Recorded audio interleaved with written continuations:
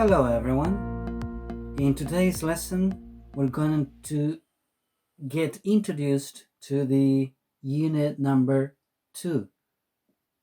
The name of this unit is Customs and Traditions All Over the World. And the objectives for today's lesson are number 1, developing listening, reading, and writing skills related to culture. Number 2, analyzing the concept of cultural awareness. What does cultural awareness mean?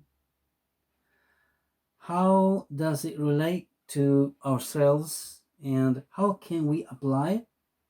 Number 3, giving pieces of advice about cultural aspects. Now, to get started, I like to first get started with the definition of what custom means. As you can see in the picture here, the definition says that custom is a traditional and widely accepted way of behaving or doing something that is specific to a particular society, in a particular place, or in a particular time. Examples: the old Chilean custom of dancing cueca and eating empanadas for Independence Day. That is a custom in our country.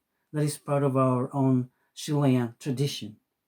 Number 2, now speaking generally, in Latino countries, they are used to greeting each other with a kiss on the cheek and sometimes a hug. That's why no wonder that for foreigners visiting our country for the first time, it might be kind of weird to see how we greet each other in Chile, for example. But as time goes by, they get to understand it and appreciate it, and even they start to doing that in the same way. Let's see some synonyms of the word custom. We have tradition, practice, usage, observance, way, convention, procedure, ceremony, ritual, ordinance, form, formality, fashion, mode, and manner. And I have a question for you that I'd like you to keep in your mind. The question is, can you mention a few Chilean customs or other customs around the world that have caught your attention, for example? Let me start with one example from Japan. You can see here in the picture that this lady is having a nice time because she's having something for lunch, maybe. And for instance, in Japan, it is polite to slurp your noodles, ramen, etc., to show to the other people around you or to the host that you find it delicious. Now, in Japan, this is okay and wonderful and show you good manners. But if you do that here in our culture, in Chile, that could be taken as even offensive. Another example: Eskimos greet each other by rubbing their noses. That is their tradition, their custom. And it's very nice because it shows a special contact, um, as if they were more in contact with each other than we usually do. We don't do that here normally. It's not part of our tradition. Yeah, so then I like to give you another example. Now, this time is related to dish, right? Look at this. Would you try this dish?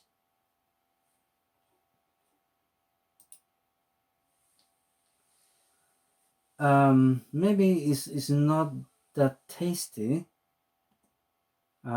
for us at least, but this is a typical Vietnamese eat mice stuffed with rice. For them, for the Vietnamese, must be extremely, extremely crunchy and delicious. Yeah, okay, so I think that now we are ready for you to make a guess. So now I'm going to introduce a few customs around the world, and you will tell me your option. You think what could be the right option. Okay, so now it's your turn. Okay, in Japan, is it is A, polite, B, impolite, or C, a rule to open the presents immediately? Okay, I'll give you a few seconds to think. Which do you think is the right answer?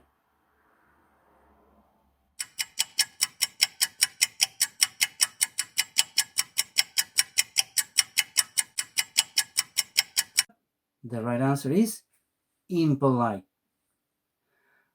Okay, the next one. In Egypt, flowers are used for A, weddings and sick people, B, birthdays, or C, funerals.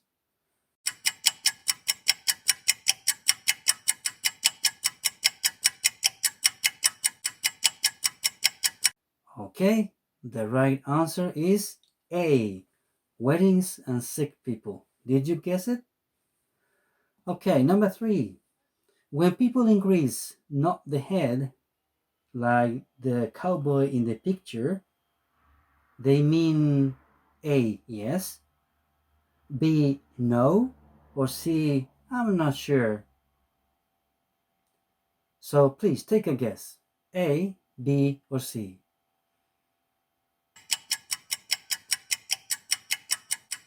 Alright, the correct answer is B, no. Incredible. In our culture, it's quite the opposite.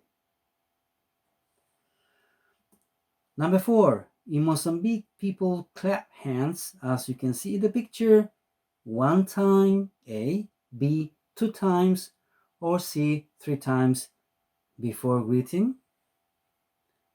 Which one do you think is the right answer?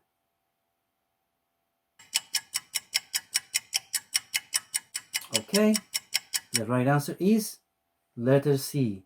Three times they clap their hands to say hello. All right. I hope you had hit in correctly in most of these answers. Okay, so now we are going to the next part in which you are going to watch a video, and in this video you're going to watch a piece of news that took place in Machu Picchu.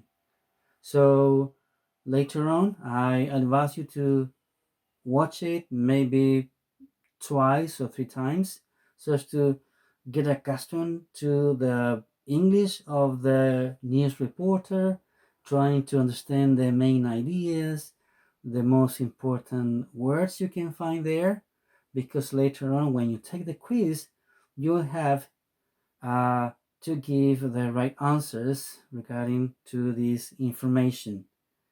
Now the question is, how does this video relate to the concept of cultural awareness?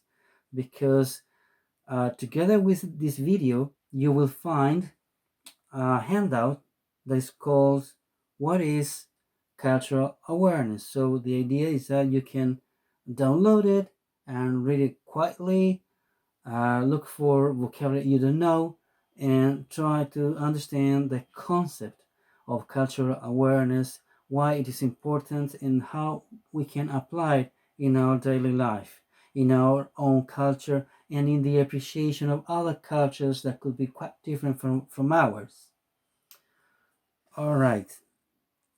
Uh, Now, I'd like to show you here a little cover of a booklet about Russia.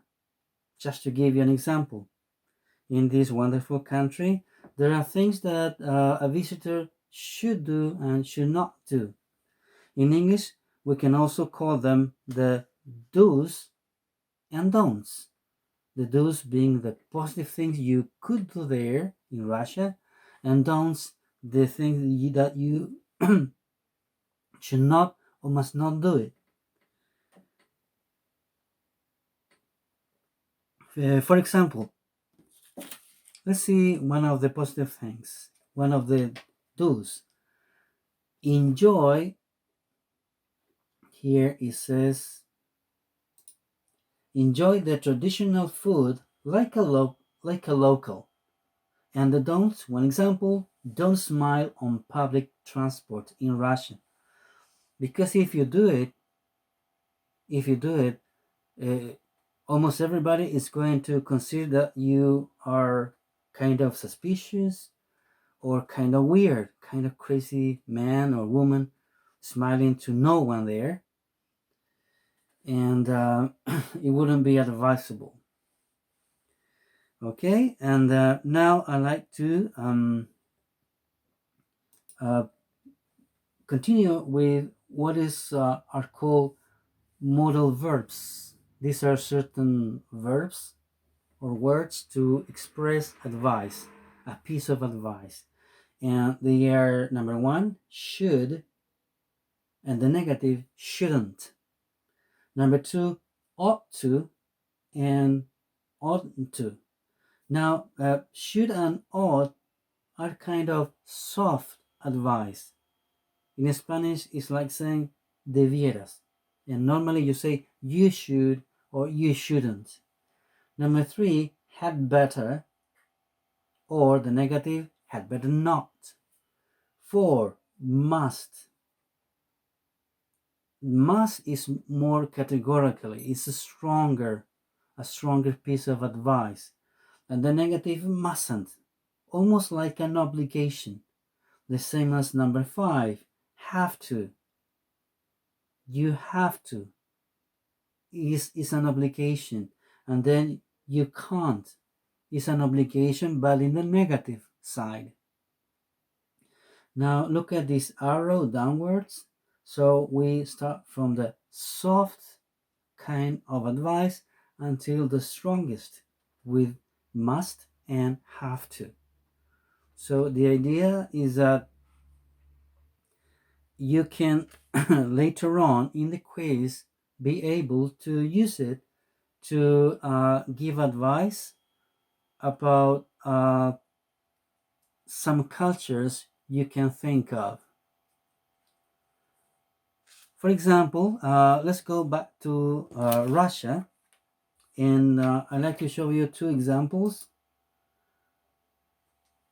In Russia, one piece of advice should be you should try pelmeni, a delicious kind of dumpling. Dumpling is like an empanada, okay? But in Russia, it's called pelmeni, and of course it has its own flavor, its own taste. Or the negative, the obligation is you mustn't wave your money around. Okay, so if you go to Russia or any other country, you should be careful not to show off your money because there could be thieves around you and it could be also dangerous. So these are pieces of advices either in the positive or in the negative. Okay, guys. So I think that would be it. The next part then is you then watch this video again, concentrate on the vocabulary, modal verbs, pieces of advice, watch the news, and with all this and the handouts, please read it. Then you'll be ready to take the quiz that will fulfill the objectives of today's lesson, related to what is culture, what is concept of culture awareness, and how you can apply that to your own reality in writing, in reading, and also how you can practice your listening skills by watching this video. Alright guys, so see you then in our next video lesson, and if you have any further doubts, we'll have our Google Meet session to analyze them and to answer all the questions you may have.